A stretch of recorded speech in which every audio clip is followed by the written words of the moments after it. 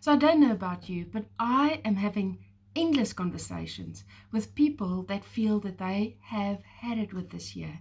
They cannot bear to be in this year for one day longer. I want to share with you a story that I received via WhatsApp from a friend, and it's about a woman that feels slightly more detached from life, and she's seeing a psychologist. So this one specific morning, she's sitting with the psychologist, and he's asking her, what in your day overwhelms you? She immediately knew the answer, and she said to him, it's the dishes. Every time that before I put one of the dishes into the dishwasher, I'm scraping it clean. I can't do that scraping anymore. It's exhausting, and I don't want to do it anymore at all. So I don't do the dishes anymore. And the psychologist looked at her and he asked her, why don't you run the dishwasher twice?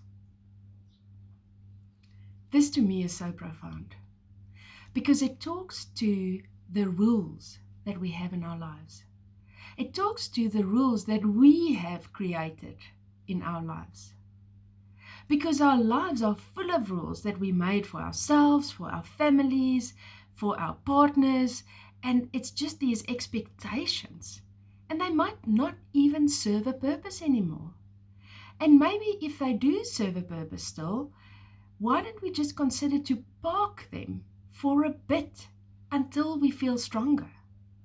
But I want to challenge you today to have a look, to wake up to the amount of rules that we have set up. No one else for us.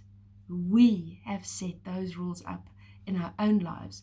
And this is causing pressure. It's causing stress. So what does this mean for me as a business owner, for me in my personal life? I want to share with you Elizabeth Gilbert in a new book, Big Magic, Creative Living Beyond Fear, is talking about Jack Gilbert. Now, he's not family, she says, unfortunately, but he was a poet in the early 1900s, and he was talking to his students about bravery. Listen to this. Without bravery, you will never know the world as richly as it longs to be known. Without bravery, your lives would remain small, much smaller than you probably wanted your life to be. How beautiful is this? And what that means for us is wherever you're finding yourself, be brave. If you are finding yourself that you have to run the dishwasher twice, be brave enough to acknowledge that. Stop ignoring the fact that you're not feeling 100%, but embrace it and spend some time there and really immerse yourself in this specific time, because it's also there to teach you something.